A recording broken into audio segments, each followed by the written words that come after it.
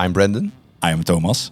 And every 2 weeks we bring you Hardstyle Gekkenhuis, the podcast for hardstyle fans. Yeah, this time around the globe. Yeah. And usually during an extra episode we take a musical journey through a guest's career, but we're going to do things differently today. We usually have a segment called Back in Time, where then we go back in time with hardstyle. And there's this one particular guy on Instagram with a channel called History of Hardstyle. Yeah, we're here with Stefan, who's known for his Instagram account History of Hardstyle, indeed. And Stefan knows even more about hardstyle than us. Yes. Is that true, Stefan? I think so. Very good. Welcome, Stefan. How are you? Yeah, I'm fine. Thanks for the invite. I'm also a big fan of the show. Really love the bonus episodes where you dive deep into the tracks of the artists I love. Yeah. Oh, that's an extra episode, but that's okay. Yeah.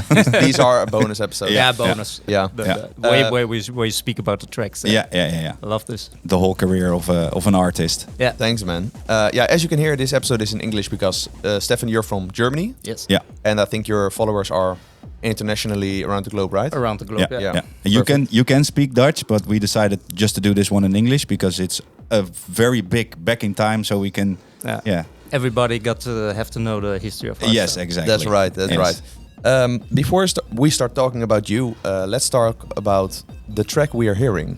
Yeah. Yes, can turn it a little bit louder. What's the track playing in the background? It's a German track. It's called Warmduscher.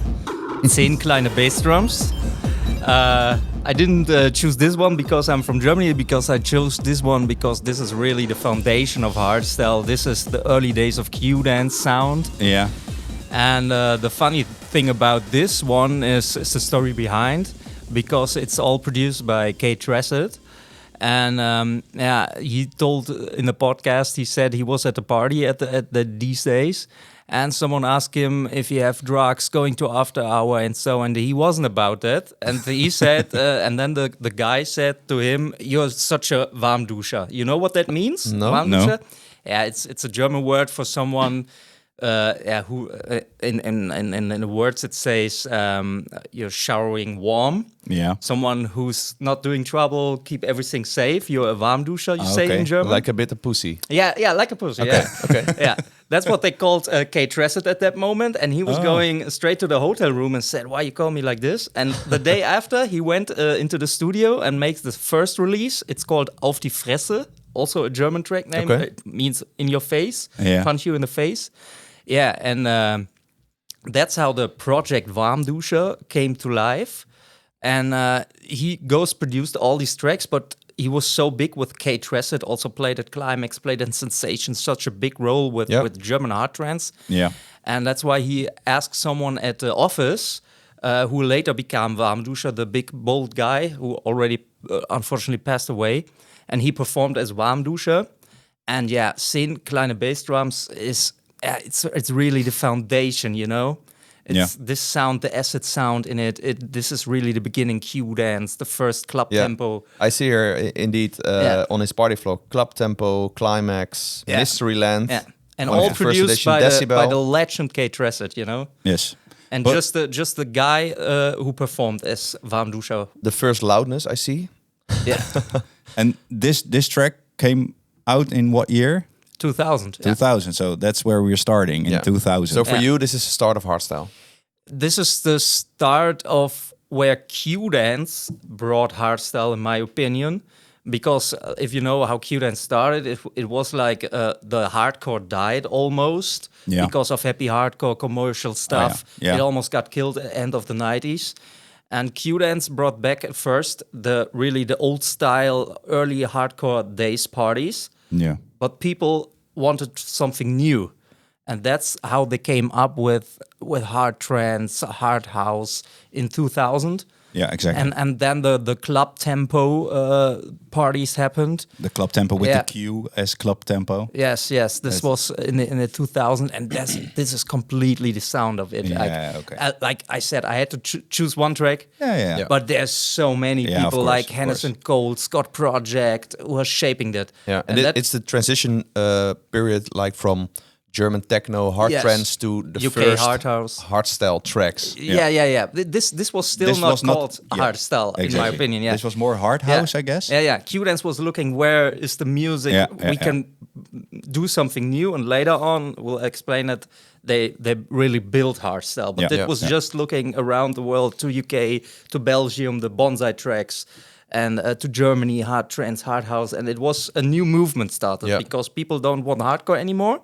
That come also later again with DJ Promo, of course. Yeah. That's why it's called third movement, because there was a hardcore movement and the happy hardcore movement, and then the third movement was like guys like Promo, Nosferatu, Evil Activities, the new generation. But Q-Dance always was looking at the beginning, we have to do something new. People don't want only hear the old style. Yeah. And that is Warmduscher, all the people, all the hard trance stuff. Yeah, good times, brings memories. Yes. Good. I did my research and I read that this track is a parody of the children's song 10 Little Jägermeisters. Did you know that? No, is that? Do you know the children's song? Yes, but I thought that track. Yeah, it was in the 90s. Yeah. Yeah. But is there a specific like melody thingy inside the track? Yeah, should be. I don't know. Yeah, but what? This little bass line, or is it like the acid part, I think Maybe that it's just the name. or maybe just the name? Could yeah. be. Instead of 10 little bass drums. Yeah, Jägermeister is just bass drums then. But it's so good, eh? Acid sounds. okay. Yeah. And very slow. It's 138 BPM. Yeah. Okay, let's start for you at the beginning, Stefan, because where did your love for these? Yeah, I normally we ask where does the love for hardstyle start, but where is your love for harder music starting? That's a long story. You have time? Of course, yeah. I keep it short. It's a love story. Well, I got my first girlfriend when I was 13 or 14, and she was hanging around with grabbers, listening to hardcore. And I was like, when I was in a relation with her, I was like, what is this shit music? Oh, just noise. What are you doing? And then, the first relationship split up, and I tried to be connected to her still. And then I downloaded all these songs she was listening, like DJ Promo, King of Pain, I remember. Yeah. Scott Brown, Bass Be Louder, did stuff she listened to. And what year was this? 2003, I guess, yeah. Okay. Yeah. 2002, 2003. Yeah, and I came across these pages, all legal, of course, in the internet back in the days, and I found these hardcore tracks. But then I also on these pages I found like a CD called Italian Hardstyle. Yeah. And I was listening to hardcore to be closer to her, and then I downloaded this mix CD, Italian Hardstyle by Techno Boy, and I think the second CD was mixed by Pavo. And then I turned it on my computer, and I was like, "What is this?"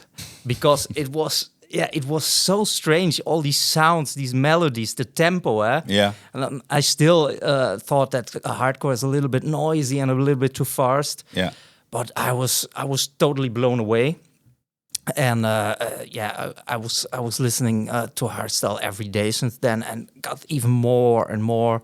And there was this forum called Screamer Hardstyle, Yeah. really back in the days, and there the whole hardstyle world exploded to me with Defcon, with Climax, with CD, with new artist music, and I was like, this is what I love. Yeah. And But from that day on, everyday hardstyle. And when did you think I want to do something with it, besides listening and going to parties? You think about my history of hardstyle Yeah. channel? Yeah, that is also a pretty crazy story, because I always, when I started going to parties, I always connected the flyers, the CDs. I just love to have after the party something to look at, the vinyls, everything. Yeah.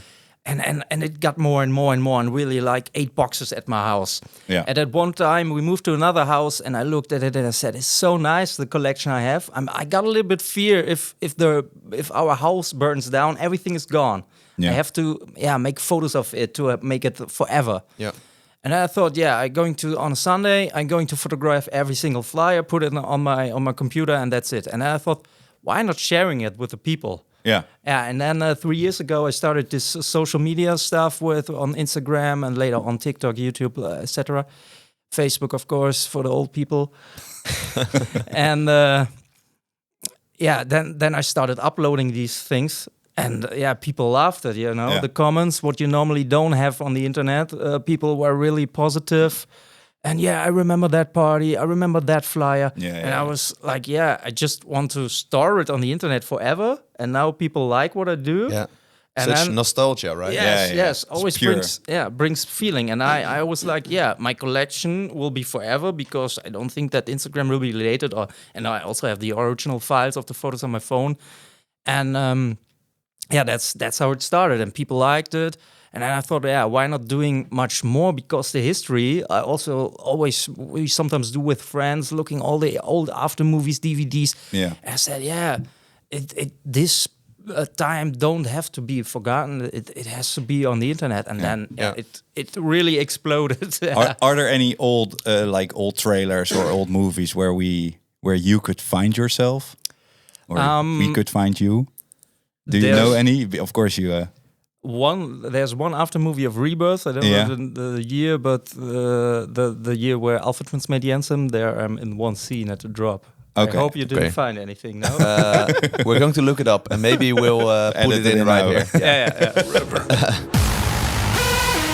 Is it just the social media, or what's your goal with the pages? Because you have a lot of followers right now, right? A lot of people that want to go back to that nostalgic moment, to their first climax, or getting these flyers, or there's not a certain goal. There's just to share. It's also a process. The process while I search for new content, like old trailers, like doing photos of my stuff. Also, I buy a lot of CDs, vinyls, and I also buy some of the old flyers. I love the process because for me as a fan, I give the people something, but first I have to search it. And while I'm searching, I'm having such a good time, Yeah. Sometimes when I search at YouTube, or I order new flyers, or look at Marktplaats for new stuff.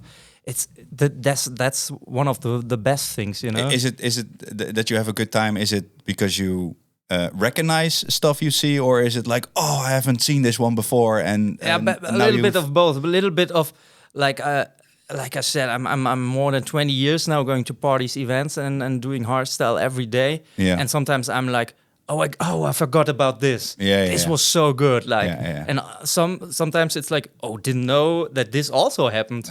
Because I can't know everything. No, of course. I know a lot about hardstyle, but the process I love, and then of course the reaction of the people. Like I said, people are so positive in the comments, and people and sometimes I click on the profile picture, and you see they're really old, 2 children in the profile picture.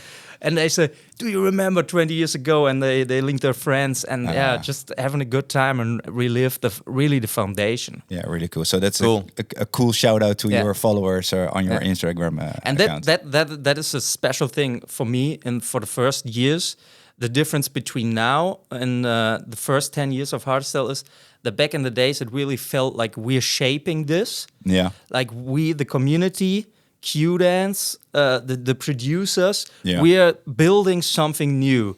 And later on, like the last 10 years, it feels like a little bit like, everything is set now. Yeah. Everything is done. Of course, new music comes, but it feels like, you have the major events, you have these artists, a new sound evolves, okay? But at this time, everything was so new.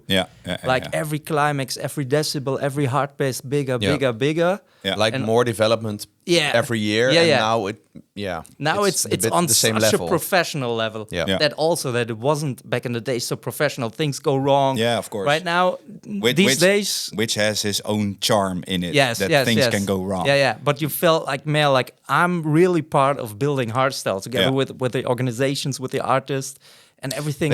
Maybe that's the point of your whole of the things you're doing, like with your Instagram account. Like people are recognizing themselves in these posts or in these flyers or in these after movies. Like I was there and I'm part of hardstyle history. Yeah. Yes. The same for me as in my first climax 2014 with the Noise Controllers anthem and the whole thing.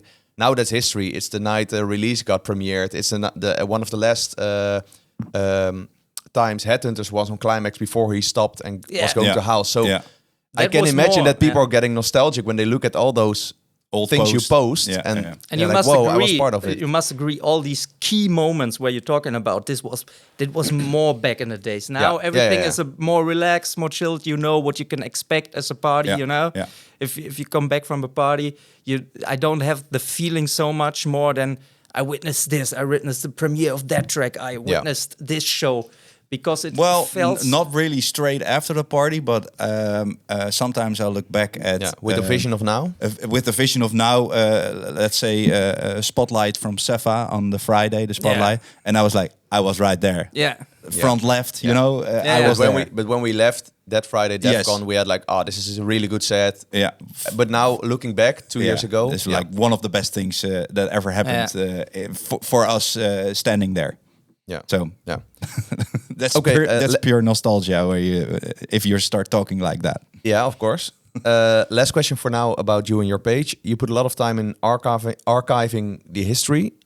What drives you to keep that old sound alive? And you know, in a time where everything gets harder, faster, why are you staying at the base and keep photographing and putting things on your page? Because I think it's a cool project for both generations. The old ones can remember, I was there. It can bring memories. But also I have so many people, like maybe they go to an up-tempo party. Yeah. Maybe they're going to Raw, everything you have nowadays. But they also follow my page and say, oh, I didn't know. How is that, how did we build Hardstyle? Where's the foundation? Yeah. How did it all started, you know? So I can a little bit bring to both generations. You can relive your best times, and the new generation, look how it all started. Yeah. It wasn't DEFCON, End-Show, up-tempo, everything bigger, higher, faster, raw style, you know. It was really, really started small. Yeah. But then, of course, with like the first 10 years, insane, huh? If you look like Q-Dance did the first... climax in the Beursgebouw, and 3 years later they do the Gelredome. So the speed and it's crazy. That's Speed, also the speed of that's also what I meant back in the days. It felt different because the speed how everything was gone was done. Yeah. It was so fast. It was exploding. And also the first Gelredome show was in the same year like the first DEFCON. Imagine that. Yeah. In June you do a DEFCON. Yeah. And November. 4 months later you do a Gelredome. The speed, and that is now that's what I meant when I said now everything is done because no big surprises. Of course, Hardbase is a big surprise this year. Yeah. Love that. Yeah. But maybe that's the thing, and then we close this part up. That's the thing why maybe Climax stopped, because they had the feeling, okay, we've done everything. We can do another edition, and it will be sold out or almost sold out. But of course, as a fan, I would say I could go of course, until I die. Yeah. But how much is going to be the festivities when in 2, 3, 4, 5 years they say Climax is coming back? You know? Yeah. It's going to be big. Let's hope so. And also like with Climax, no lineup, just do the lineup or the timetable or whatever. You'll see when you get there. Yeah. Okay, guys, what are we going to do today? The three of us have selected iconic hardstyle tracks from the hardstyle history from 2000 till 2010. Yeah. 1 or 2 tracks from each year. And we believe that these tracks are important to the history of hardstyle, of course. Yeah. This is just our opinion. With a little personal flavor, let's say it like that. It's our opinion, so if you have a different take, please let us know in the comments or somewhere else. We know there's a lot of more. Yes, of course. It was really hard to choose for me. Yeah. And we have a structure per track, so we'll play a track, then we talk about why is this track important to the history of hardstyle, when you first heard it, or if you can remember what memories do you have with the track, and then what do we hear technically? Why is this track so good or new or important? Yeah. So let's get right to it. The previous one was in 2000, so we're moving on to 2001, and it's Zenith versus Avex. Scream. I wanna hear you scream.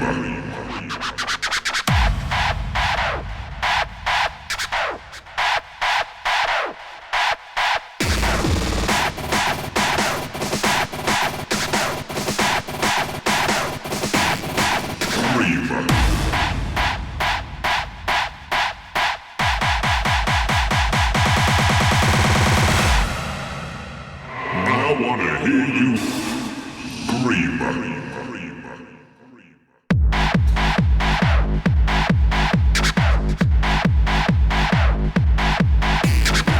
What BPM is this, Thomas? 137.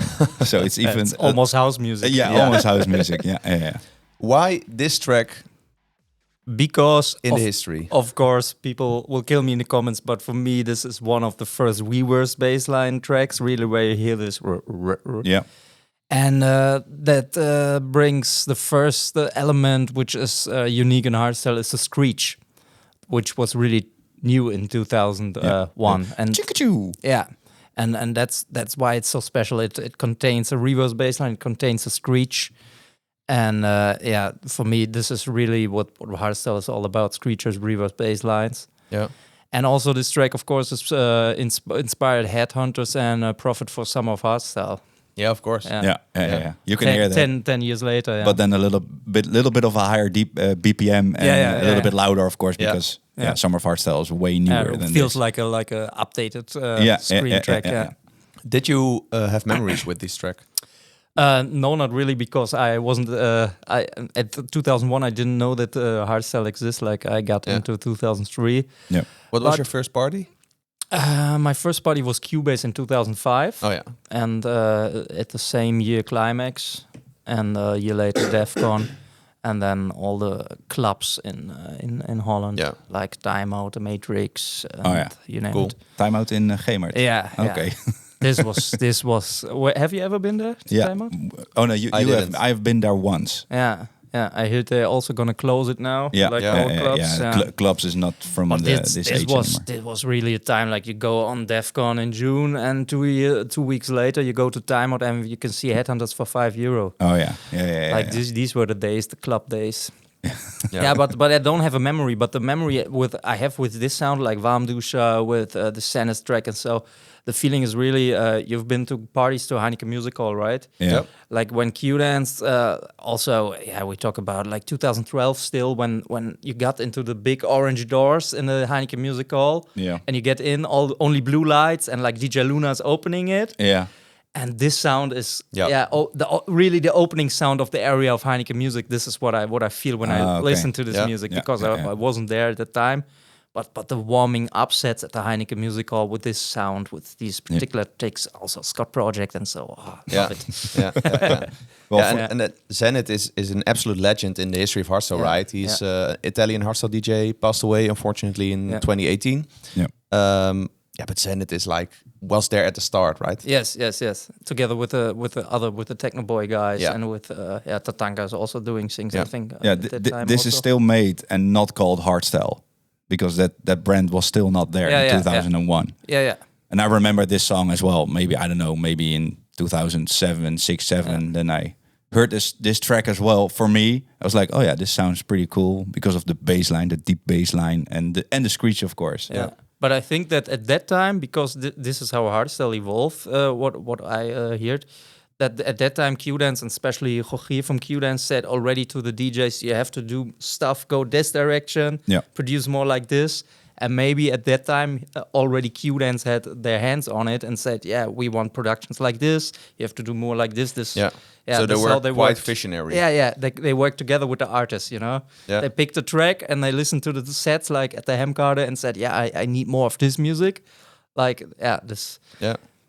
in your opinion, Q-Dance really shaped hardstyle and the world of hardstyle. Yeah. Especially they told the DJs what to produce. Yeah. Or which direction, Yeah. And this was that time, I think, also. Yeah, I looked it up, and Avex is Zenit's longtime partner and also co-producer. Yeah. So that's a fun story, I think. Shall we move on to the third track of today? Yeah. DJ Isaac, On the Edge, 2002. Very signature sound. Also reversed. Yeah. This one sounds more bouncy. Yeah.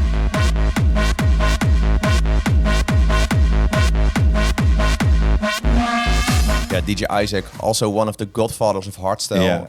First made hardcore and then came to the harder styles, and within hardstyle, I think he really raised the bar production-wise. Yeah. So in hardcore, he was already very good, and then he came to hardstyle and set the bar for other producers. Yeah. And now you have the switch, because 2001, 2002, like I said, you already had the original productions. And now, what now happens is that the old hardcore DJs come back, like Luna, like Prophet, like Isaac, who was hardcore, because now they hear there's something new going on. Like Udens doing these parties, like Club they Lemko. jump on the train. Yeah. They feel it. Like the original foundation comes from Germany, from UK, and now the Dutch people, the old hardcore people, like Pavo also, they see, there's something coming. We have to do this on our own also. Yeah. And that is a great switch at that year. Yeah. Yeah. And I picked this track because that's what I talked about when I first hardstyle. This was also one of the first tracks I had. Like this sound, where have you heard it before? Yeah. Like it's not in techno, it's not in house music. This Well, now it's in techno again. now everything is in techno. But back in the days, there was this sound. This is a typical Isaac sound. Yeah. This synthesizer. It's not like a really it's a weird sound how to describe it. It's not a screech, it's a whop, it's a kind whop of or whatever. Also some reverse vibe in it, it goes backwards. And that was really to my ears, because we speak now of a time like 2003 where you had, of course, house music, you had hardcore and so, but this was really where I thought, what is this sound? What is he doing? Maybe it sounds a little bit more darker, That's why maybe the hardstyle was a little bit more underground as well. Yeah. Back in the day, of course. Yeah, it was more like techno. Like tracks were 8 minutes. Yeah. Crazy. This one is. That's also cool when you listen to old techno boys. That's the transitions between a track. Like nowadays. But that's more like how they mix techno right now. Yeah. But Like- it was even longer. If you listen to a DEFCON set from Techno Boy 2006 or In Control or something, like the transition is 1 minute. And there's nothing like snares. I love it, But the new generation, I did some research on some latest releases. They don't have a mix out anymore these days. Some of the tracks, you just go straight from the second climax to the new track. Yeah, to the new track. And back in the days, 1 minute, like only snares. Yeah. yeah. Waiting. Maybe back in the day that would have been cool, but now the snare is nothing anymore. And it isn't necessary. I love it. No. And I also love the fact that Techno Boy back in the days started at 0-0. Imagine this. Like now it's big intros and You mean everybody... 0-0 with the whole mix intro. You started 1 minute. The track there. 1 minute, like the intro Techno Boy. 1 minute. The next intro. I once asked him at Party Vlog. Imagine that, writing Techno Boy at Party Vlog, and he answered. And I said, "Why you always start at 0-0?" And he told me, because we put also so much effort in the first minute. Like he was producing back then with Tune Boy, of course, already. Yeah. And he said to me, that's why I'm starting. And it's such a cool gimmick, because maybe it's lazy for now. You can't imagine, but back in the days, I still love it. I still like. Yeah. And then a snare after 30 seconds, and then a clap. Well, maybe that has also to do something with one of the artists we had here, Atmospheres. He was saying you could recognize someone's track by its clap or snare or whatever. Yeah. So Back in the days. And for you, it would have been like a really techno boy snare, which was like, I don't know, overproduced or whatever. And already other artists already started at the break or built in special intro, but Techno Boy always 0-0. And he also did that at Vroeger Was Alles Beter, the Headhunters edition, the last one. There, I have a movie of it. And he started with... it was a James Bond theming thing, you know? And James Bond girl voice says, "Give it up for Techno Boy." And I love it. Okay, well, it is really cool that he stays with the old ways. Just do that. Yeah. It's fun. Yeah. For the next track, we're going to do something special because we have a record player over here. A vinyl record player. You can see it if you watch the YouTube episode or video on Spotify. And you brought 2 vinyls for 2 tracks we're going to play today. What's the first one? The first one was Deepak, The Prophecy. Yeah, the climax anthem for 2003. Yeah, the first Galrodome edition. And really, everyone can agree that this track, again, after 2 years of evolving and building the sound, it always set the level higher at this point for hardstyle. Really curious if it works. Yeah, there we go. Let's see. Oh, Maybe you can show the cover. it works. It There it works. is.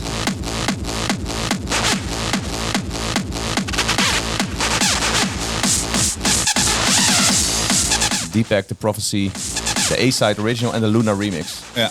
That's a fun time, right? When the remix is coming out the same moment as the original comes out.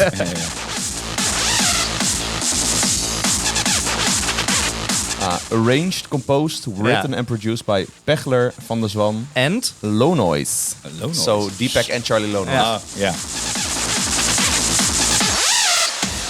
Yeah, so a little disclaimer, there's not really bass in this final, but that's how... You'll hear the cracking. yeah. Wait, let's see.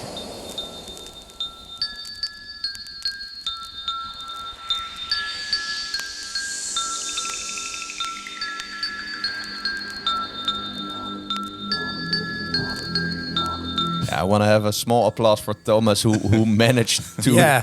to put this Yes. live in the podcast. Thank you. yesterday. Thank you. Yesterday evening, I kind of came up with the idea to do this, and it's It crazy. works. It works.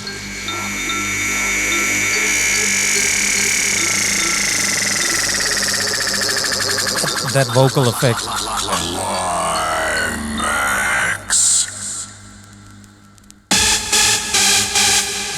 The quality is so low. Sorry for that. The prophecy. Our buddy Deepak, Yeah. 23 years ago.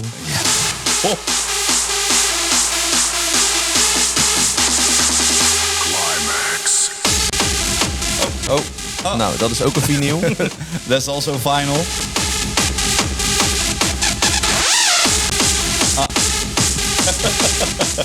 Good. You know the track.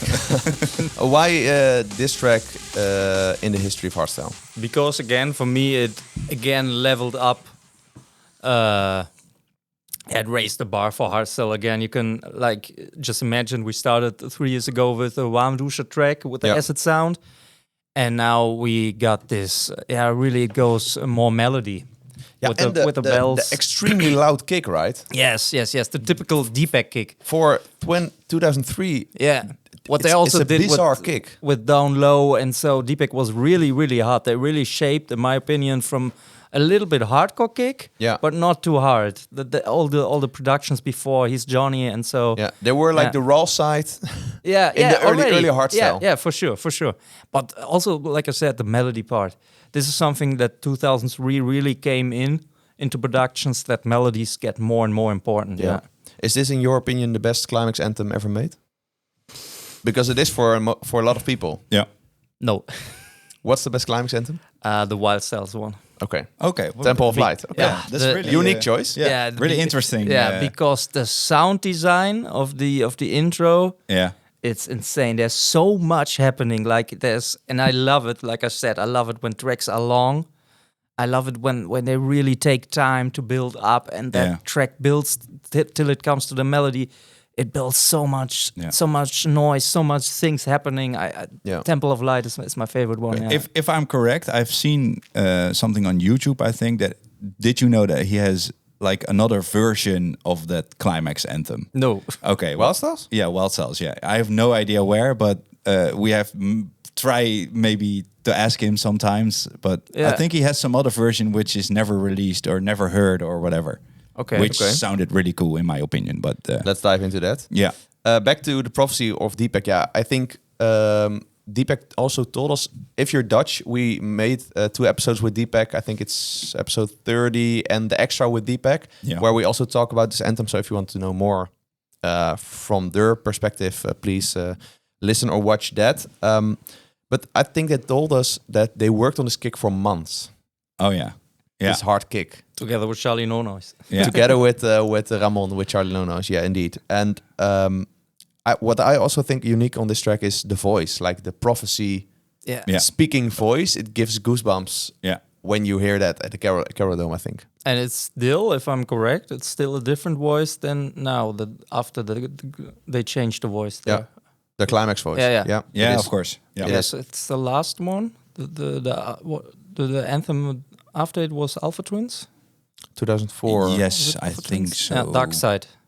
Oh yeah, that's And right. and then they started with a new voice. Yeah. And that was already the old climax voice. Yeah. Yeah. But I remember this is now the year where I got into Hardstyle. I remember seeing the trailer with the church,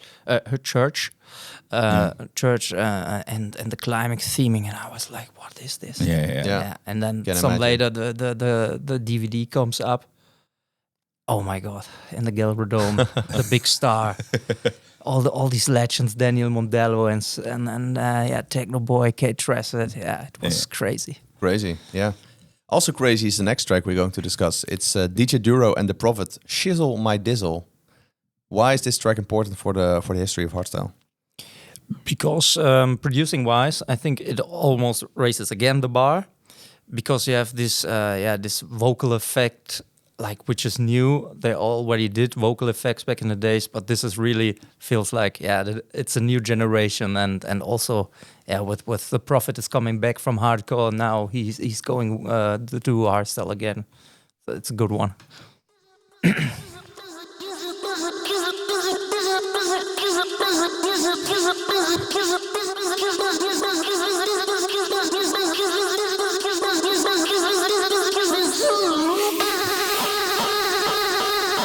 Sounds a little bit weird in stereo. I don't know why that is.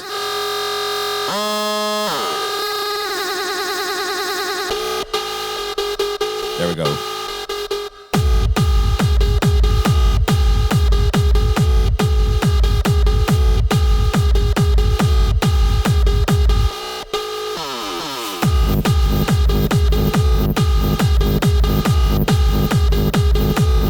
BPM is going up a little bit in this track. It's going to 140. Whoa, Okay. whoa, whoa. Okay. And I really like it in this one that, of course, you have the vocal chop and then it starts like this. Yeah, I guess it's called a old gated kick. Yes. And then it goes into the reverse bass. Yeah, they added later. Yeah. It gives it a little bit more drive. Yeah. So that's what I guess especially everyone liked about this track. Yeah, and of course, doing from a vocal, going to affect it into a melody. Yeah. Yeah, that was really new at that time, I think. And later, Headhunters started with From Within. Yeah. Yeah. That was really another new year. This is that melody. Something like totally different. It's for me it sounds like two different tracks that are glued together. And also a little bit of early hardcore synth. Yes, of course. This one. Yeah. Wait, let's listen to that first, to that second drop here.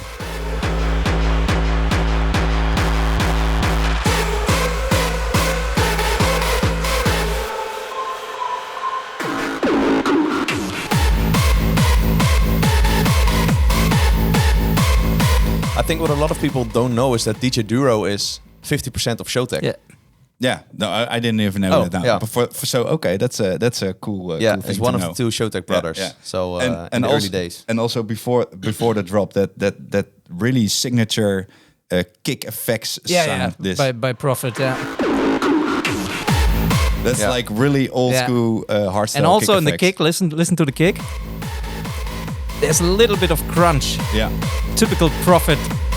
Yeah. inside that. You heard a Yeah. cracking and it's not a vinyl. No, It's no. not. Yeah. It's Exactly. a typical Prophet kick for that.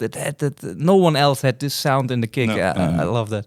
Speaking of kicks, we're now in 2005. Oh, crap new style happens. Donkey Rollers. Oh no, I was already in 2006. No, Donkey Rollers. 2005 Donkey Rollers. Yeah. With Still everybody is cool. We're gonna change it in 2006. the unique followers kick everyone was talking about that time. Melodies coming in. And pitching kicks. Yes. Followers, raise your hands and show us the meaning of Hardstyle.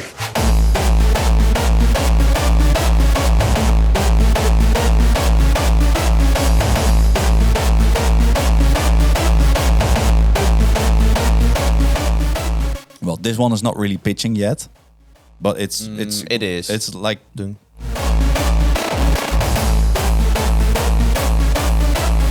no. The melody is pitching. not the Sounds kick. like.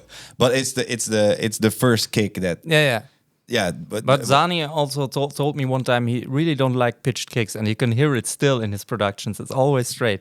oh Yeah. Like- he doesn't like it to Oh, be he pitched. do- Yeah, he oh, told me once. Yeah. that's like for me the most important thing about hardstyle is those pitching kicks. But listen to the latest Sani production or the earlier. Yeah, it's yeah. Yeah. almost. But that's also more techno influence. Yeah. It's Yeah, almost yeah. get kick. Yeah. Why is this track important for the history of hardstyle? Because of the kick. But I think that also Noise Controllers made it big because he always tells that he got inspired for his track Control Alt Delete and Control Anthem of this kick. And yeah, it was a revolutionary. It was really hard. And the funny thing is that it was a B-side actually, yeah? The A-side was No One Can Stop Us, I think. yeah. And, Yeah. and it was a B-side and become such a big hit. Yeah. Like back in the days. Now you only have one track. And back in the days, a B-side can become so big. Because can you explain what is we already talked about A-side, B-side, but I grew up with CDs, so Yeah. there was like one side. Yeah, if you have a vinyl, Yeah. you have the 2 tracks or 4 tracks on it. And the A-side, it was completely different tracks Yeah. normally. Technoboy did it a little bit different. He always did the A-side, like A-mix, and then the B-side was like... Second version. Second version with a shitty kick. Yeah. He always made fun like this, you know? Oh, okay. And yeah, at the Technoboy tracks, it really was not a different track. But at other labels, like also later the Noise Controllers releases, I think he also explained it in the podcast, like 4 tracks on one vinyl. Yeah. Yeah. And, Cool. Yeah, and And then it was a B-side. it becomes such a big hit for normally Yeah. the B side isn't the A side is the big where the producer is most proud of, I think, and Yeah. a big hit. And the B side, but of And- course, no one can stop us. Follows what is better, what is not. Big, Yeah. awesome production. Back in the day, they were not that, maybe not as proud, so they put it on the B side because they were making a vinyl, and then you have the one side. But yeah, you can press something on the other side as well, and then they decided to do like let's just put followers on there and Yeah. for fun. And also produced by the great Michel Pollen. Yeah, Yeah. because Donkey Rollers is a group Yeah. of people. The Led by Zani. stage performance Oh, yeah. were done by Zani, Johan, and Deviate most of the time. Yeah. But Michel Polle is also Yes. in the background Yes. Producing Also a lot producing of the for picture. Yeah, and he's also producing for the picture. Yeah. Really a legend in the scene. Yeah. Yeah. Really in the background. Yeah, really background legend. Yeah. Yeah, and I also found that Followers really an almost an statement against commercial music, because it's really dark with a hard kick and Yeah. What like always Donkey Rollers was, eh? Yeah. They never made happy tracks. Funny artist name, Yeah. but Yeah, serious tracks. Yeah. serious tracks. But, yeah. and you can also hear before the kick, this is hardstyle. That's maybe the first of the few tracks that they really started to brand the hardstyle sound. And and of course And calling it that. Yeah, and calling it that Yeah. exactly. And the Donkey Rollers were also, in my opinion, the first to really booked a vocalist. Like in other tracks, they always have this American guy speaking. Yeah, And that was really new at the time to book. Normally you took like from movies or somewhere else you took the vocals, Yeah. but they really got into the studio and took this iconic English voice actor or American. That was also really cool for Donkey Rollers, yeah. Yeah. Shall we go to the next year? Let's do that. Yeah? Okay, then I have to get up again because we have this track. The first, you already said it, the first new style kind of track. Now the scene splits for the first time. Hardstyle see. scene splits Let's into see. old generation and new generation. Until this day, everything was cool. It's but a the new final name, of Headhunters. Headhunters. Yes. Aiming for Your Brain. It's one of the first tracks of Headhunters, right? First under the alias Headhunters. Oh, yeah. Before he was with his colleague Bobby, he was under the name Nasty D-Tuners. And they made but then they split away. Yeah. And Headhunters was going on the lawn and got his first. This is the thing about A side and B side. I have no idea which side Normally, it is. it's on the back on the paper. It says logo side. Is where the logo is almost the A side. I think logo side is A side, and the other one is B. Headhunters aiming for your brain. Dat voel je meteen. It's signed already Yes. by Heady Head.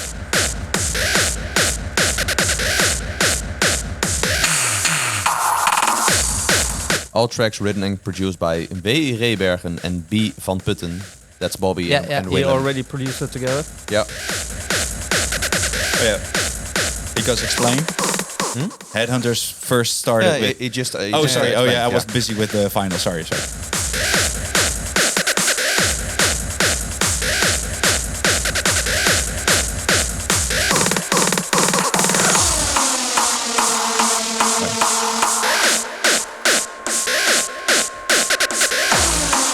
Oh, this bleep.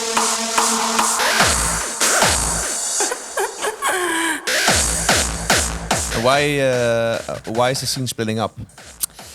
Yeah, because You can't really hear it now. Why? Because this is not the yeah, already it's really different than to the other tracks. Yeah? Okay, yeah. Also with the female vocal, the Dutch vocal, you know, it's Oh, yeah. It Yeah. felt like for old guys, it felt like he's making a little bit of jokes of hardstyle, Well, maybe not taking everything so serious. Let's say if you can kind of compare it with the hardcore and the happy hardcore, this yeah, does sound more happy. yes. Dat voel je meteen. Oh, the vinyl crackling is back again. But this does sound Yeah, really cool. this is typical Headhunters. This Yeah. Yeah. these melodies.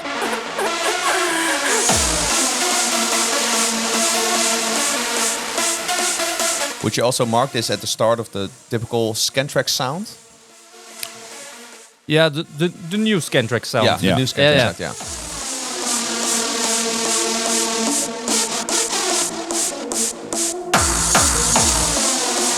The new generation.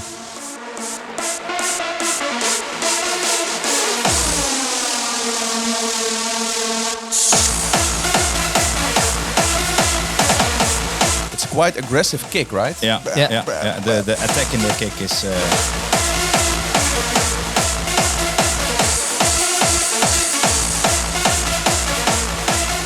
Do you have memories with this track? Because it was out when you were at the first parties. Yeah, of course. I was at my first DEF CON 2006, and then Headhunters was already. I know him already from the internet, and he was already a name in the scene. Yeah, of course, because people hated it a lot. They Yeah. really called it crap new style, like the old generation. And I was at the Blue. He was performing live act alone for the first time DEF CON, and I was at the Blue tent and I was watching it live, and this really, it made me speechless. Like those kicks hearing live at the Yeah. L Acoustic sound speaker in Almere, and this really, like, it was so hard, you know, but not a hard like hardcore. Yeah. Because when he pitched the kicks, Yeah. the bass really surrounded everything. It was insane. And I remember everybody was there. The Blue tent at Almere was packed. Everybody knows this new guy we have to watch. Of course, the old generation didn't go there. Yeah.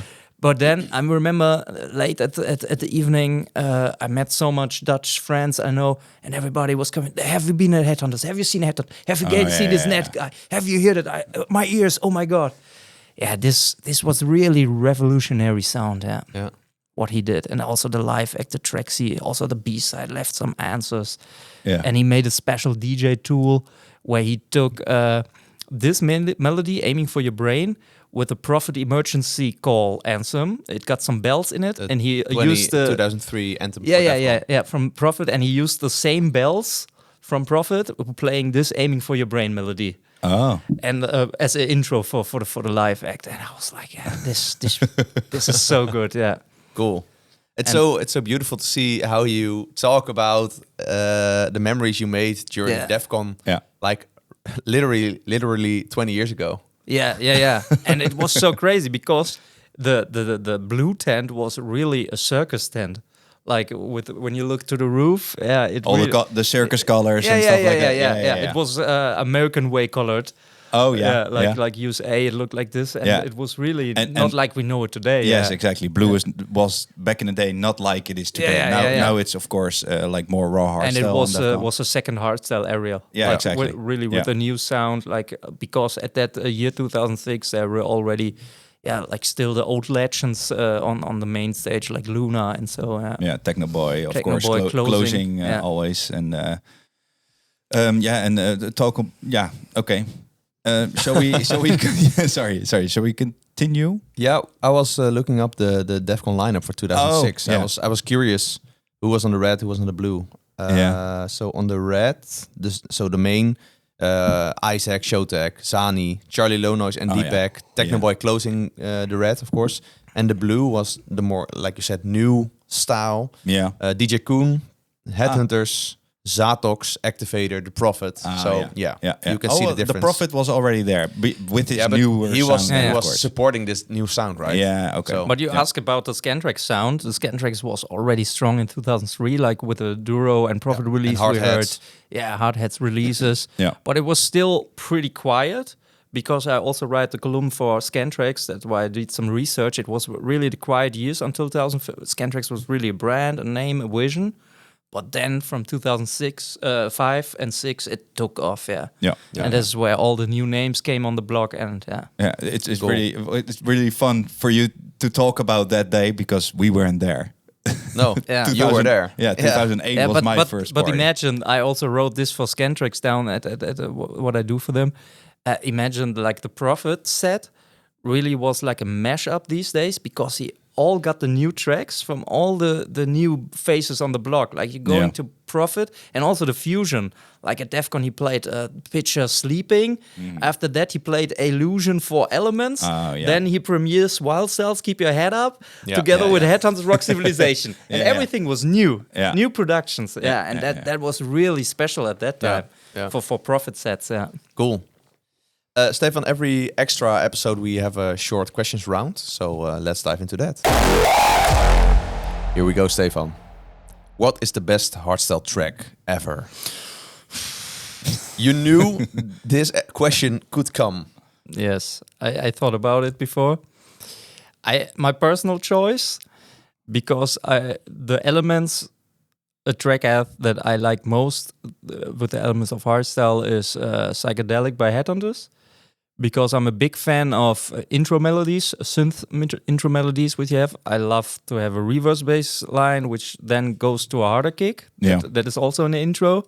I love cinematic feelings, that is in the break. I love spoken word vocals, that is also in the break. And I love surprises and the acid sound at the end. That was really, compared to all other tracks, that was really a surprise. The acid sound at the end of Psychedelic. Okay. So Psychedelic Headhunters. There are, of course, thousands of other good tracks at the same. But if I have to pick one personal favorite, that really includes a lot of my favorite things of hardstyle. It's Psychedelic. Okay. We know your favorite climax anthem, but what's your favorite anthem in general?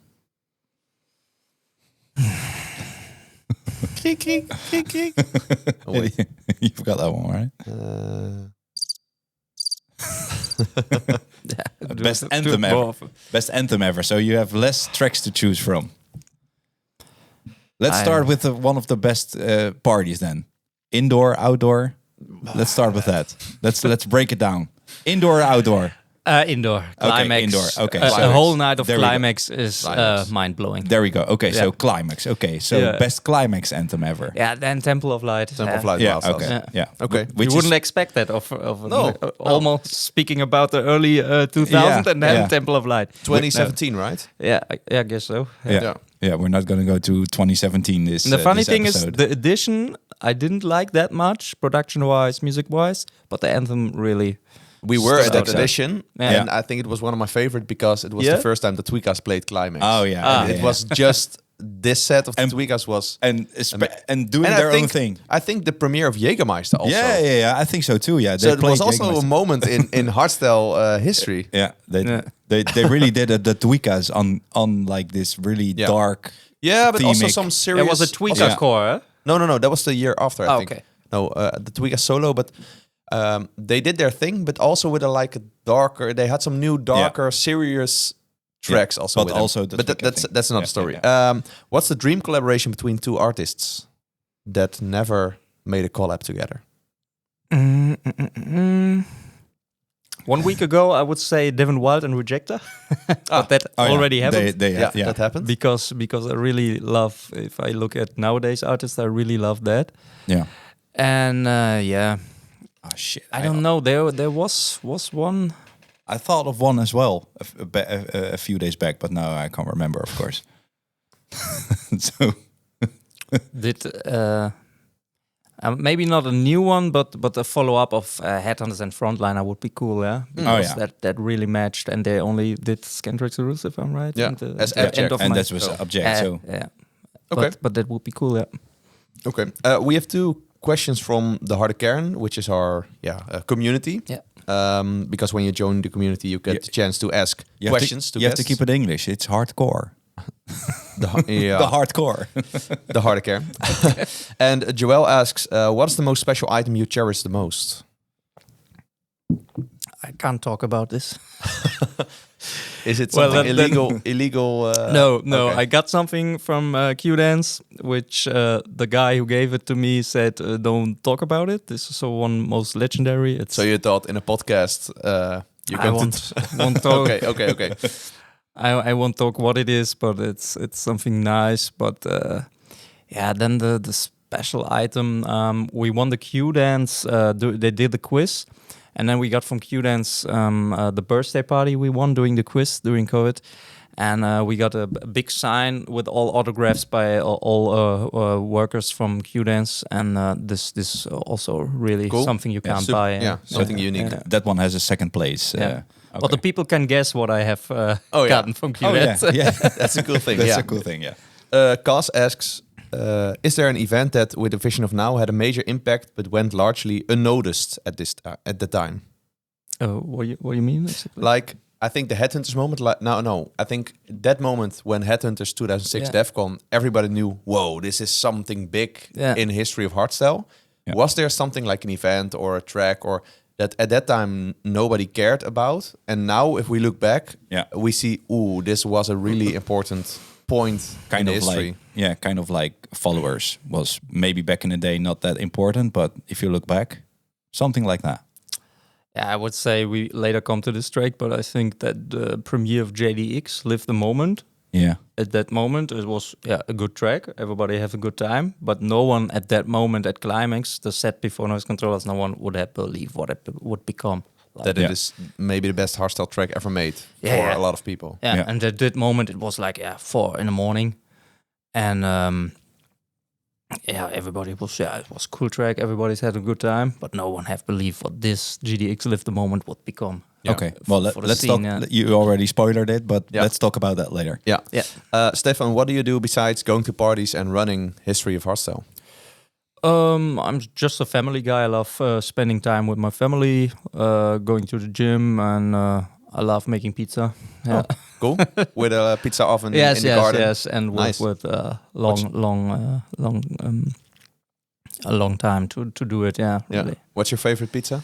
Yeah, the Napoleon style pizza. Yeah, with a long dough, which really goes like 2 days. Yeah. Okay. Nice. This sounds nice hobby. Sounds delicious. First to the gym, then the pizza. Perfect. What's your favorite vacation? And of course, going still to parties after 20 years. Of course. What's your favorite vacation destination? Besides the Netherlands for the festivals, of course. Yeah. What I really love is Malta. Malta? Is it English Malta? Yeah. I really loved it that they only have like 2 days of rain in the year. And they have those natural pools where you can everywhere step into the sea. I really love that. Yeah, nice. Cool. And that they speak English there. I love Malta. Yeah. Last question is always for Thomas. Yeah, we usually ask this question to artists, but now we're gonna ask it to you, but let's say that you could give your own exclusive hardstyle party. Exclusive history of hardstyle. Yes. At the Avas Live in Amsterdam. What will be the lineup? The lineup will be opening set by Luna. Final set? Vinyl set, of course. Don't get my ideas.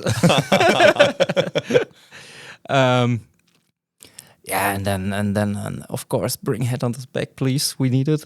Yeah. And Headhunters would be in the lineup, and maybe some live acts. I really love live acts like Donkey Rollers live, and Psychopunks live, or something like this. Yeah. And the old heroes. Do they have to stay like really history of hardstyle? So do they have to stay back in time, or? Yeah, the old artists, yes. But then I would really go to maybe, and that would be the perfect. That's what you can do at a festival. Go to the new sound like Devon Wild or Rejector. Yes. At the end of the night. Yeah. But starting it with the old legends, then the new generation. But you only gave us 5 names. Like, give us 3 more. Who would close the night? Yes, who would close the night? That's hardcore for sure. Yeah. Okay. And then who? The player. Yeah. The player. Cool. A good player set is. Yeah, there you can. Okay. End the night. Well, exclusive history of hardstyle. Here we go. Good idea. Okay, let's dive into 7 more tracks. First is one of the most iconic melodies and voices within hardstyle. It's Builder, Her Voice, the original, or the super bass mix or something. Yeah. So this is not the Her Voice Headhunters remix. This is the original. The better one.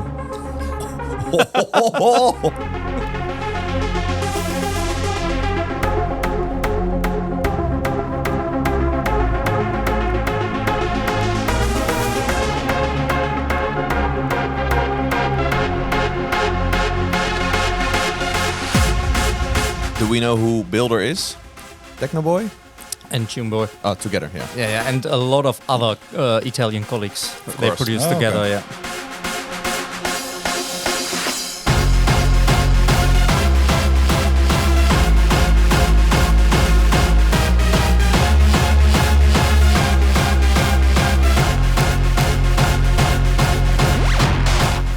Why this track? Yeah. Because there's such a strong melody. Like we started with the melody from the Prophecy from Deepak, and this is so long. Like for me, it feels like it never ends before it loops. Yep. I have the same with the Picture Serenity. That melody is also so long, and that track also showed how still hardstyle evolves with getting longer melodies. Yep. And I remember it. I hit it at In Control for the first time at. The sun was coming through the glasses, and it was 6 in the morning, and Techno Boy started, and the drop Builder Her Voice for the first time, and I was starting in the Amsterdam Rai. That was again a moment. What is this melody? It's so long, it's so intense, so deep, you know. And also what I see is that the last track we played before the shorter questions was Aiming for Your Brain from Headhunters, which was on 143 BPM. And this one is already going to 149. So we're getting really to the 150 BPM era already as well. So it's going to get faster and a little bit harder, of course. And and with the harder, also more melodies coming as well. And this was like... And more complex melodies. And more complex melodies as well. This melody is so complex. Yeah. It's also taken from another track, but... I don't care. a lot of has been taken from other tracks, also in house samples and stuff like that. Inspiration. Or inspiration. That's a better word. Exactly. Also, what I told you before, that the Sacrifice from Headhunters is also the melody is taken from somewhere else. Original Headhunters melody.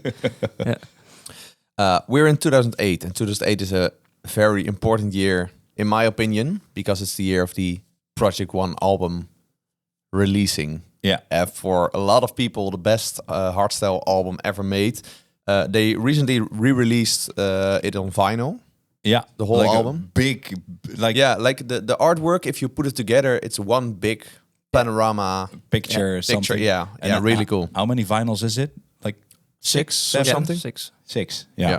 Then with 2 tracks, and then you have 12. Yeah, exactly.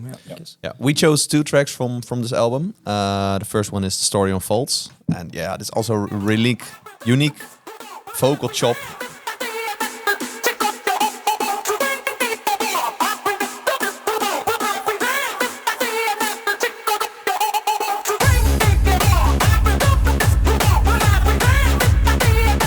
So iconic, right? Yeah. Were you there at Vroeger was alles beter, Project One? Yeah. I was there, 2008, in Control. Yeah? Yeah.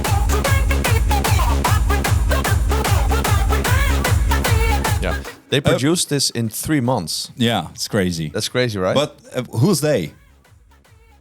Who is Project One? Stefan, tell us. Yeah, Headhunters was. Yeah, maybe there are people that don't know that, but there you go. Yeah. And in 2008 in Control, Headhunters had this surgery for his appendix. Sorry, that was the word. So Wild Styles was alone in.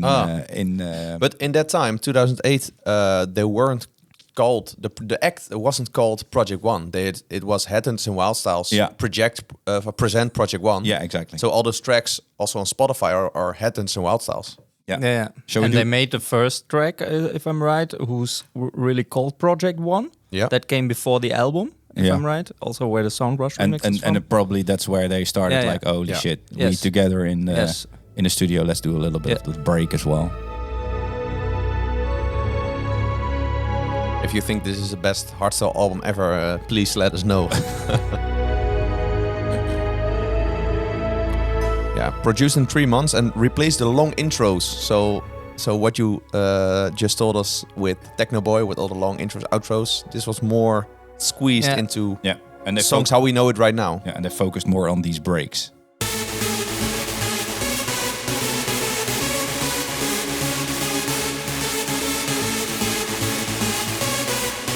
Production-wise, it's still good. Yeah.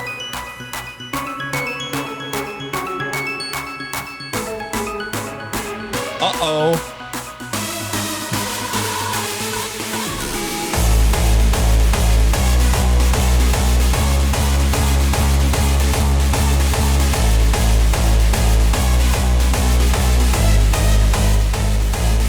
And for the first time now in the tracks that we played, you really hear that pitch and kick. Yeah. Maybe it was in her voice, her voice was it as well, but this is like the real 2008 hardstyle and new what's style pitch and kick. kicks? Yeah, you can hear the bass going up and down. Yeah. Going down.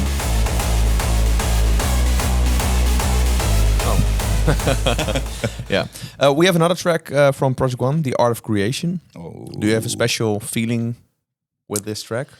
No, but with the whole Project One thing, I have a special feeling. Like he said, he was going to the hospital one night before In Control, where the big premiere was. And imagine that already. There was social media a little bit at that time. Was it 2008, right? Yeah. But there was no official message that the Headhunters couldn't make it, but it already made through the public. Some people came to me, yo, Headhunters won't be here. Yeah, but exactly. there was I knew it there. Yeah, there was no official Facebook, Instagram statement or something. No. But it made through the people, everybody's going, no, tonight, no Project One. And the Wild Styles came alone and played some of the tracks. Yeah, I remember him opening. I think it was opening with Live Beyond Earth, also with that vocal chop. And the funny thing, I posted a video where Villain announced that, sorry, Headhunters couldn't make it. Yeah. And Wild Styles commented on that reel from me. He commented, I remember half of the hall walked away then. Oh, really? Yeah. Oh, crazy. Oh, I did not notice it back in the day. Yeah. But let's play a little bit of The Art of Creation.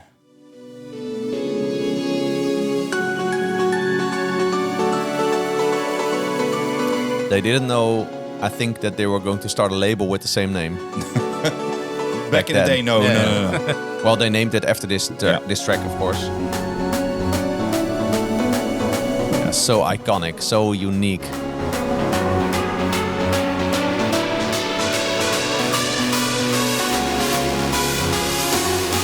They end most of their sets with this track, right? Yeah. They are Defcon 2018 set. They are Vroeger was alles beter set.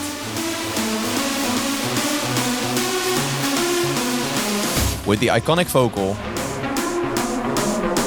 Who's this? Who's this?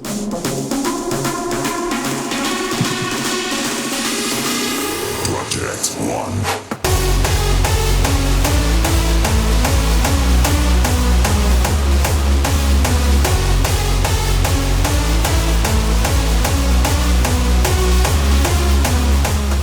I think this really this explains what their sound was. This track, I think that's why they also created the label Art of Creation. I think this track really resonated with them. Like, this is our vision from that period when they were together in the studio. And then the final premiere was at DEF CON the same year. In Control was in April. That didn't happen. And then at the Blue. Also insane to think about. Yeah. To witness the Project premiere One at the Blue. finally. Yeah. With the suits on. Wait, what year was that? Also 2000? The same year, yeah. Oh, same year, yeah. It was planned for In Control in April. And then in 2008. June, the final premiere was at the Blue at Almere Strand. I was on Almere Strand in 2008, but I was not at Project One. That's how great. That's crazy, right? Yeah, that's really crazy. I have no idea where I was. I remember being at a set of D-Block and Estefan, but I think I was in the children's garden in 2008. Hey, let's move on to the next track. It's a track you already talked about. It's JDX featuring Sarah Maria, Live the Moment. The present as a whole, let regret live alone.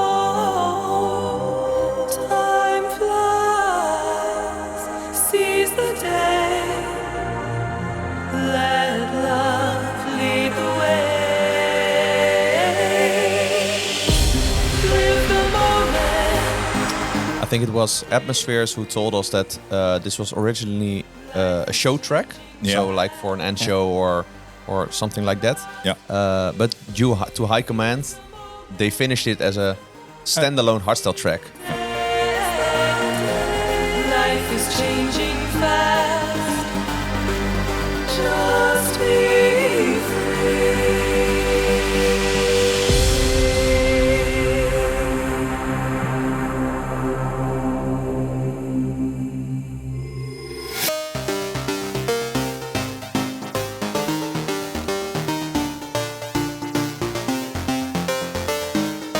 Like this sound isn't enough. Yeah. Bring in the bells. Yeah. Makes it way more happier. Yeah. And it takes so much time. Yeah. No rush. Why is this track so important for the history of hardstyle? Yeah, because it got everything a good track needs.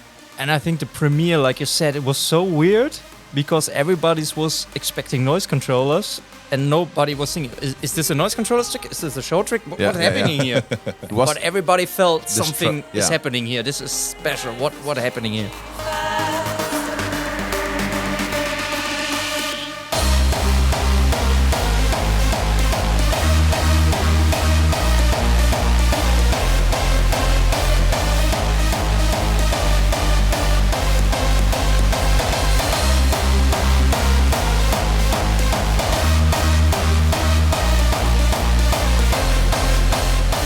Yeah, great track. It's freaking amazing. Do you have special memories? I have one memory.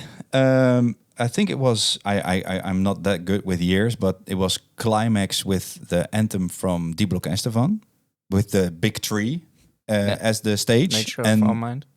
Sorry? Nature of Our Mind, yes. 2009. Yeah. 2009. And then they also played this track. I don't know who played it, but I remember some show elements and stuff like that. Like I said, nobody. And this is new. Yeah. Like a yeah. new track. Maybe it was that the it climax was he it. talks about. Oh, oh, really? Okay. Yeah, before yeah. noise controllers. Yeah. The Nature of My Mind Oh, edition. okay. Well, then maybe that... and especially... everybody was waiting for noise controllers. Oh, and then they played that track. Yeah, out of the nowhere. A new hardstyle track. Yeah. Okay. And it's also after crazy. that. I have got this same memory. Yeah. Funny. This was a premiere. Yeah, of course. We and were talking about and I also remember watching it back a lot on the DVD. Yeah. And but back with when I still was living with my parents, I had this really big subwoofer in my room as well, so I could really pump that track. And back in the day, also you had this first 1080p TV, so HD TV, and with the DVD, it looks so nice and stuff like that. So I have that. That's the kind of the memories I have with this track. That was a premiere, and that was never done before. No, like it's a new track. It's not played by a DJ. No one on stage. No. And then also the switch. Then it fades away, and then we bring you noise controllers, and then noise controllers starts with MC Renegade live. Yeah. Fucking amazing. Yeah, amazing. Also amazing. Also noise controllers, and also a track we talked about before. Control-Delete in Control Anthem 2009. Noise controllers.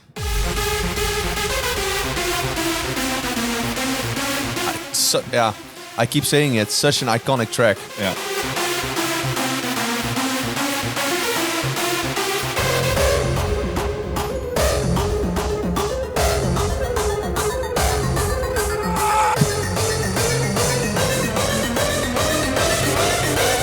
In control.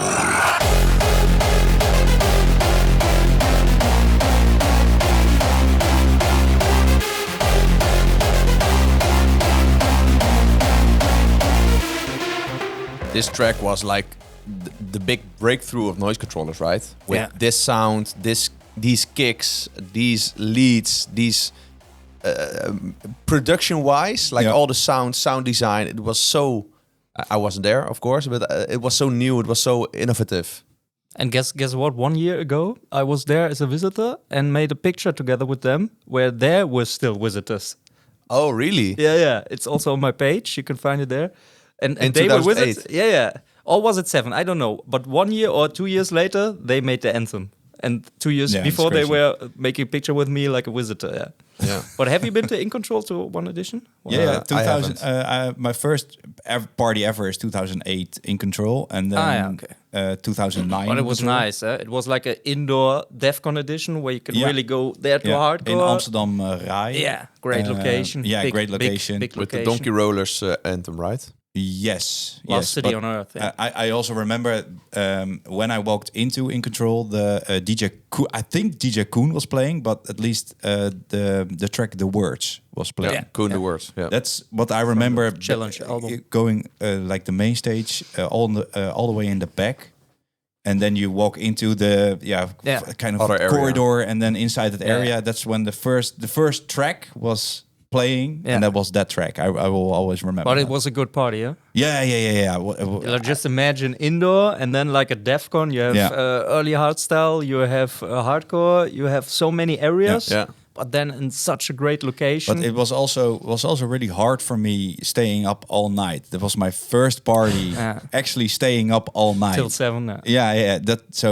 I can't remember that much of it though, but I do remember the Rai and that first track and Project One, and also some at the hardcore stage. I can't remember who was playing, but there was this big disco ball with all the little mirrors on it, and then there was like a few lasers. In the disco ball was in the middle, and then the lasers in like shining on the disco ball, and then the lasers going through the whole area like crazy. That's amazing. what I remember. Yeah, show production And then was of good. course Great. that the light was gonna shine through the windows when When it was really in the late morning, or early. early in the morning. Same goes for Sensation Black. This was crazy because it was in June. It gets also at the Feestfabriek was also there. Like, this was crazy. You're in a football stadium in Amsterdam, and you look At above 5 and- o'clock, the sun is coming up. Crazy. And then you do the last hour completely with the sun. Yeah. Not a care in the world for you staying up that early in the morning, and because next day you could just sleep and then chill. And Monday you had I guess I had to go to school, but I had to start like later in the day with school and stuff like that. If you have to start working, you already have to get up early on Monday. Yeah. And What I really like about this anthem that Noise Controllers made is the Control-Alt-Delete theme for resetting your mind on the dance floor on a hardstyle party. I think that's a really great theme, and they did a great and also job. the production, the industrial sounds. Yeah. It really Really great, everything right? comes into place at this track. I And agree. that of course he told us at your episode that he was inspired by the Followers kick to do this, and later on, like 3 months later, I guess they used it in Tonight. Yeah, they did. Yeah, really great. Yeah. Noise Controllers, all-time legend. Moving on to the next all-time legends. For us, I'm wondering if it is for you. It's Zatox and Tatanka. Yeah. I remember what I had with Zatox. He was always a little bit under the radar. And then he made a switch, I don't know which years, when the Raw Style EP came, And I was like, oh, what did he do? Was that it with the Red Alert and the Unite and... no, it was Unborn? the Raw Style EP, it was called, with Nikita tracks on it. Oh. And with Randy. Poltergeist and that time. Yeah. And normally he made Yeah. some... Zatox and Nikita Raw Style, Poltergeist. That time, Italian Hardstyle. Yeah. I think What it year was was a that? Scantraxx label. It was on 2010. 10. 10. 2010, yeah. Okay. Same year as we are now, because we want to let you hear a track, Loops and Things, Zatox and Tatanka, 2010. Iconic, also. I keep repeating myself. Real Zatox and Tatanka. Crunchy kick. Here we go.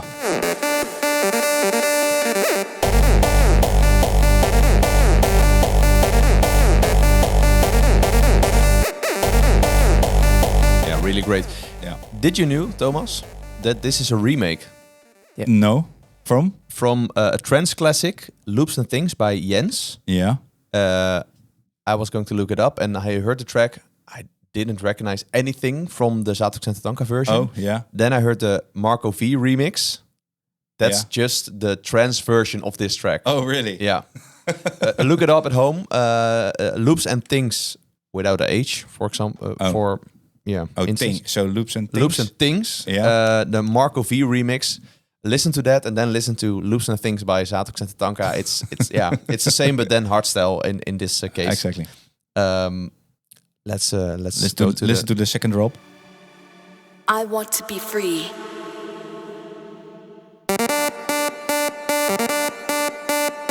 Such full of drive, energetic.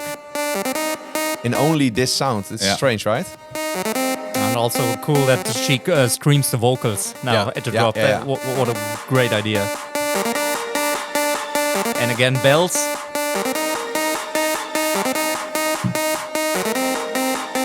Set me free!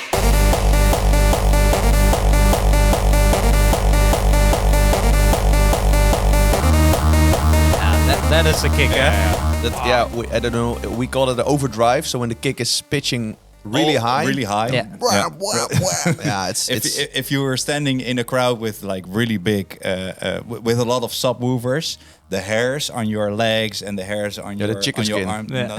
No, just the hairs. You can feel them vibrating because of the right, because of the bass. going, like a little bit up. And now with the side chain is cool, eh? yeah. Only doing the volume up and down.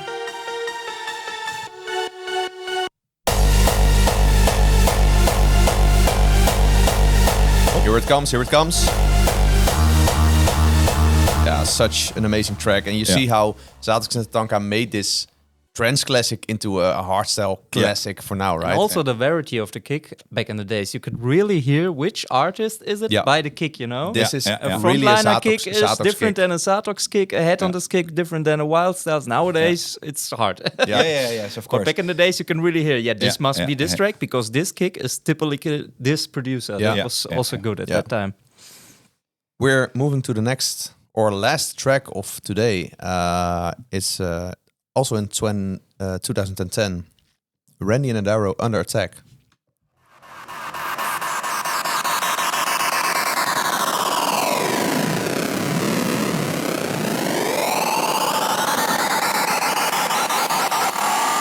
We got that ass knock shit to make sure break connect.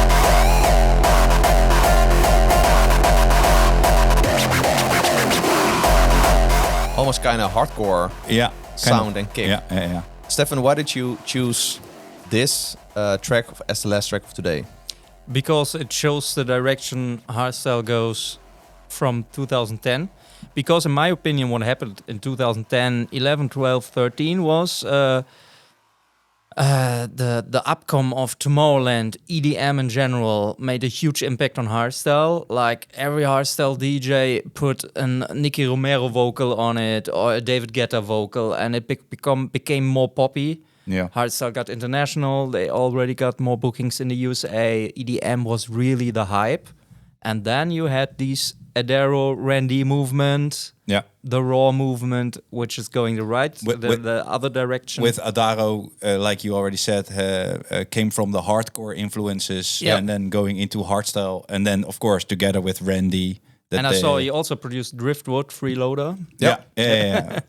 Yeah, that's So right. we have- What more like a trance Yeah. classic is? Yeah, some yeah. house Yeah. sound. House sound, like top 40 house sound, like Yeah. commercial radio. But there you can really hear the new generation frequencies, Adaro. Yeah. And Yeah. the same was like Project One, like they already only did an Randy Adaro track, and there came the project Guns for Hire. Yeah, because this is like the start of Guns for Hire also, right? Yeah. Also like Headhunters and Wildstars did a track Yeah. together, then they did Project Yeah. One, and this was one of the first tracks together from Randy and Adaro.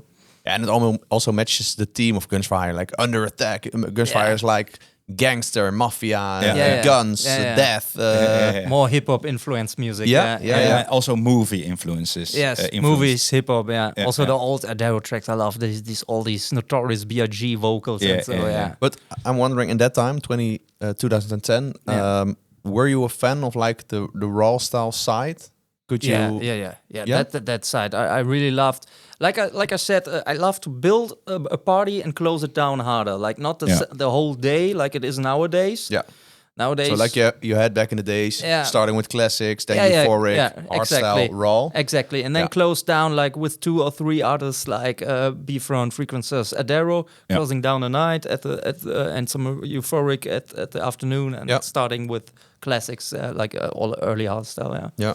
yeah, I really liked the beginning of raw. I really liked it. Yeah, Cool. later it gets a little bit complicated. Yeah. What's the point where you, where where you got distracted? Where I don't know exactly where, but I also didn't like the period where it became too much poppy. I didn't like it. The EDM, like Yeah. now, like What kind of tracks were a little bit too poppy for you? If you have to. you're gonna hate me. The internet gonna hate me. Everybody gonna hate me. Yeah, but This your is opinion.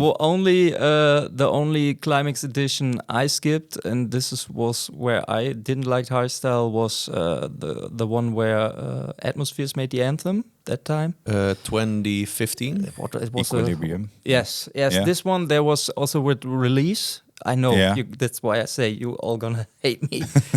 I like it now. No, That but is- he released the year before, Yeah. 2014. yeah. But that both that 2 years was a little bit too poppy on the Okay. other side. Like Yeah. like this when the vocal comes in. I've been looking for stuff. Like you know where I come from. Now I like it. I really like it. If I go to a classic party, it took me 10 years to like it. Okay. Yeah. It grows on me. But at that Yeah. time, it was the same like the people must felt when Headhunters came up, you Yeah. know? Yeah. Because Yeah. every generation have a style. It's not Yeah. hate Yes, on the music, exactly. But it's just my... then you were the old guy. Yeah. Like, Yeah. what's this? Yeah. And for me, Exactly. it was the beginning of my Yeah, journey yeah. in hardstyle, and I was Yeah, like, yeah. whoa, this So track. no hate on the producer, on the production, on nothing, but personal favorite, I came from this. Yeah. We speak about my musical journey. Yeah. Yeah. And that time, it was on the one hand, it was too poppy. And on the other hand, it got really out of hand with raw. I remember. raw, yeah. I remember 2014 was, I think, the raw had this own path on the side of the Yeah. more commercial hardstyle or the noise. But it was controllers, still Headhunters. melodic. Yeah. Yeah. Like also B-Front, such a legend. Yeah. Always making melodic tracks, but then... But I don't really dark melodic Don't tracks. call names now, but there was so many artists who always, like it is still today, raised the bar harder. Yeah. So Yeah, I they couldn't- kept improving. They're still that doing was that. really a time for me where I had it hard with hardstyle. That's also why I skipped climax, because I said it's not my music anymore. It's too poppy or too hard. Yeah.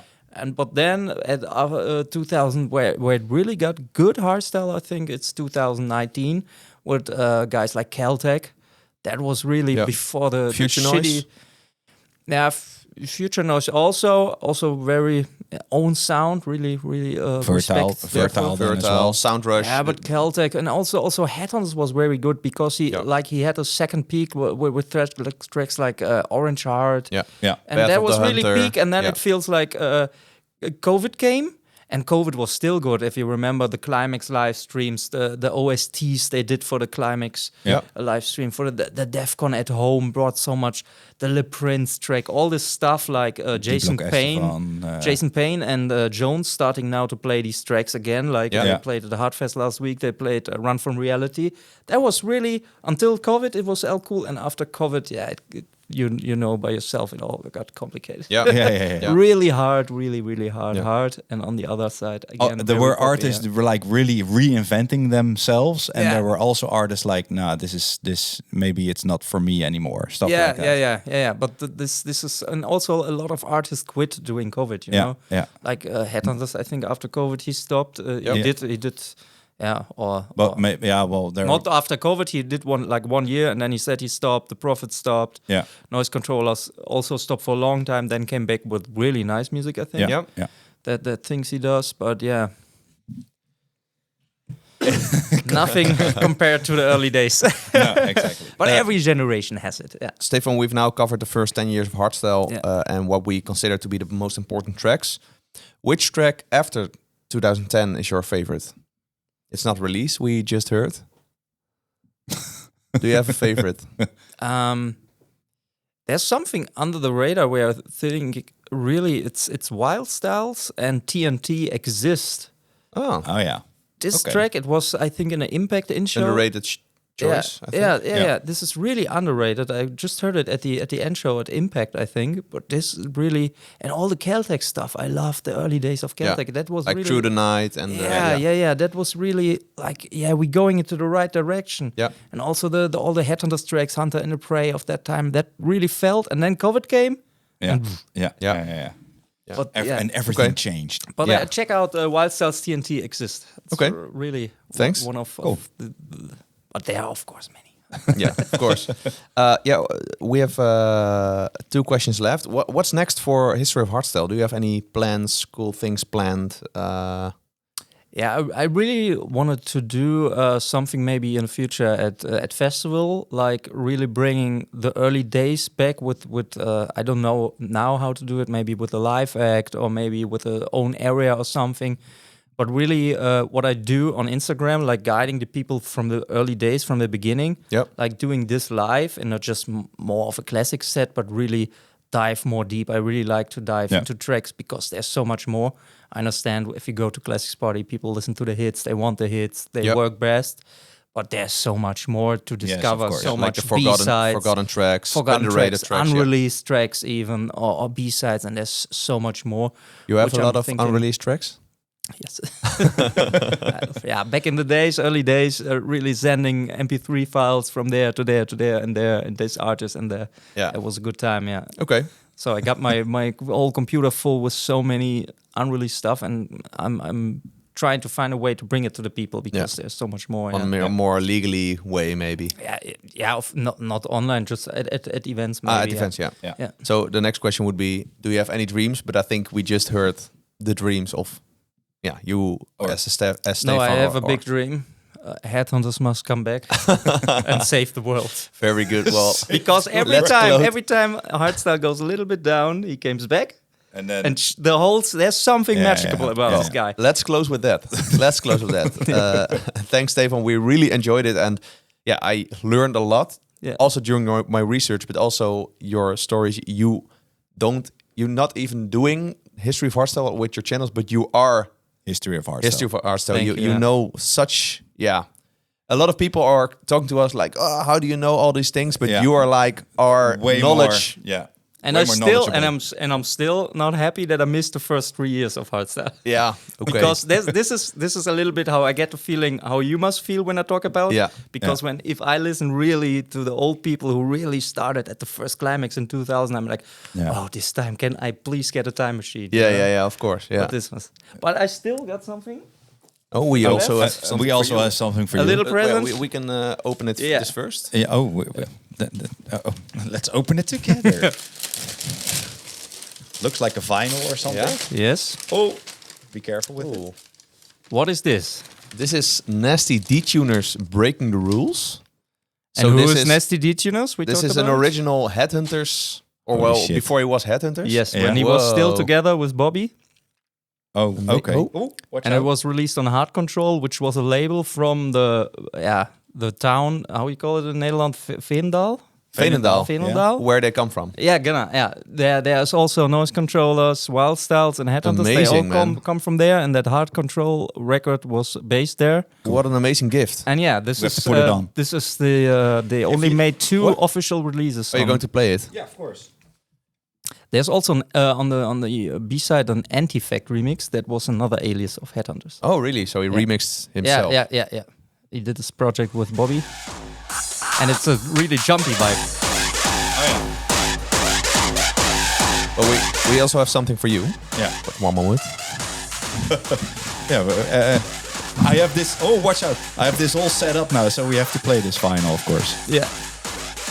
But here you go. Oh. That's the reason why I came. You can add it to your limited, like Hardstyle museum, because only our guests get these. Yeah. Hardstyle Thank you Gekkenhuis. so much. Yeah. Do you drink coffee, tea? This makes me really proud because I saw all the artists getting. Yeah. I'm Yeah. not an artist, but I deserve it. Thank you. Yeah. Yeah. You really deserve it. Thank you for this. This episode with you, Stefan. Maybe we're gonna do another one from 2000 till then. We're gonna speak about release. 2010 till maybe. Well, 2020, I'm really curious what the reactions are. It's yeah. one of the few episodes we're doing in English. So let's see what the reactions are. If they are good, we can do something else. Yeah, of course. If they're fucking fuck. Amazing gift, man. If there are any people with more ideas, like maybe we should focus on some other years or stuff like that, maybe we can do another collaboration. let us know. Yeah. And don't forget to follow the history of Hardstyle on all Yes, socials. That's right. Of course. Yeah. Get yourself educated. There's It's really so fun much to to follow. tell. Yeah. I'm- Of course. I'm- You have like official documentary or official footage from those parties, but you also sometimes share some footage from people filming with their From fans. potato phones. or myself. A lot or of yourself. movies from Yeah. myself. It's like for me, some people ask why it's so shitty quality, but I think this best presents in being in the moment. Yes, you know? of course. That was After the a movie quality. always looks so nice, so high, professional. Yeah. That really for me brings. So if someone asks why you're always filming at it, therefore Yeah, I'm the yeah, one. yeah. I'm the one who still looks at the movies. Yeah. Capturing the history. Yeah. Yes. Okay, this was Hardstyle Gekkenhuis, and this time we had an extra episode with Stefan from History of Hardstyle. I'll be on holiday next week. I think you have some worthy replacement. I think so. Yeah. So if you want to see Thomas debut as a solo host, watch next week. It will be in Dutch again, unfortunately, but it will be worth it. Yeah. With subtitles. So You can always read what we're saying in Dutch, of course. If you don't want to miss a thing, make sure to follow us on Instagram, TikTok, Spotify, Apple Podcasts, or YouTube. And we'd really appreciate if you left a review. Follow History of Hardstyle on Facebook, En Instagram. Hardstyle Gekkenhuis. Yeah. Ook Ja. volgen. Yeah, ook volgen. Very good. And TikTok. You're also on TikTok? Yeah. So follow everywhere. Thanks again. And to everyone listening and watching, thanks. And see you next week. Ciao, ciao. Thank you. Bye-bye. Dit was Hardstyle Gekkenhuis. Hardstyle Gekkenhuis. Wil je niks missen? Volg ons op je favoriete podcastplatform of Instagram.